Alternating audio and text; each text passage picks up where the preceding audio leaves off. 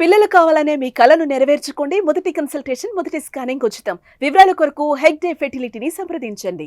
నడి రోడ్డుపై కత్తులతో నరికినా మనకెందుకులే అని పక్క నుంచి వెళ్లిపోయే రోజులివే. అలాంటిది ఈ ఆటో డ్రైవర్ చేసిన పని మాత్రం ఆదర్శంగా నిలిచింది. కామాంధుల చెర నుంచి 17 ఏళ్ల బాలికను కాపాడాడు. 5గురితో ఒంటరిగా పోరాడి మరీ ఆమెను ఇంటికి చేర్చాడు. ఇలాంటి వారు సమాజంలో ఉంటే ఆడవాళ్లకి ఎలాంటి భయం కూడా ఉండదు. ఇంతకీ ఆటో డ్రైవర్ చేసిన పని ఏంటి? అతనిపై ఎందుకని ప్రశంసలు కురిపిస్తున్నారు?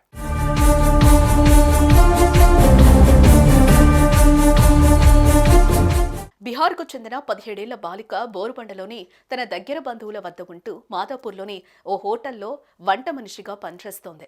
సెలవులో ఉన్న ఆమెకు జీతాలు ఇస్తున్నారని తెలిసి సాయంత్రం సమయంలో హోటల్కు వెళ్ళింది. జీతం తీసుకునేసరికి సమయం రాత్రి 10:30 అయింది.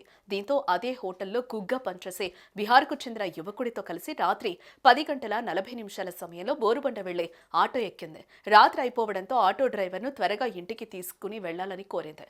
ఇంతలోనే సంత ప్రాంతం వద్ద 5గురు యువకులు ఆటో నాపి వారిలోంచి 2 ఆటో ఎక్కి మిగతా 3 బైక్ పై ఫాలో అయ్యారు. అటు ఆటోలో ఎక్కిన 2 వ్యక్తులు బాలికతో అసభ్యకరంగా ప్రవర్తించటం, ప్రైవేట్ పార్ట్స్ ను తాకుతూ పైశాచిక ఆనందం పొందారు. దీంతో బాలిక స్నేహితుడు ఆటో డ్రైవర్ అడ్డుకునే ప్రయత్నం చేయగా వారిపై దాడికి పాల్పడటంతో ఆటో డ్రైవర్ ధైర్యం చేసి వారిని బలవంతంగా దింపేశాడు. అయినా సరే వెంబడించి మళ్లీ ఆటో ఎక్కి బాలికను హింసించారు. కానీ ఆటో డ్రైవర్ మాత్రం సాహసంగా ఆటోను స్పీడ్గా తోలుతూ బాలికను ఇంటి వద్ద దింపాడు.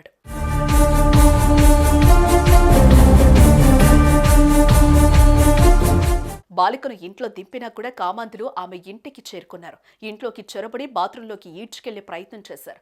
బాలిక బంధువులు వారి కాళ్లు పట్టుకుని వేడుకున్నా వదల్లేదు. దీంతో కాపాడాలంటూ బాలిక చేస్తున్న ఆర్తనాదాలు విని పొరుగింటి వ్యక్తి డయల్ 100కు ఫోన్ చేసి సమాచారం అందించాడు. పోలీసులు వచ్చి నిందితులైన యువకులను అదుపులోకి తీసుకున్నారు. వారి కింద ఫోక్సో చట్టం కింద కేసు నమోదు చేసి దర్యాప్తు చేస్తున్నారు.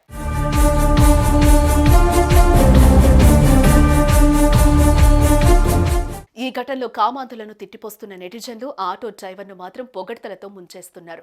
రియల్ హీరో అని కితాబిస్తున్నారు. అంతేకాదు ఆటో డ్రైవర్ను పోలీసులు పిలిచి సన్మానించాలంటున్నారు.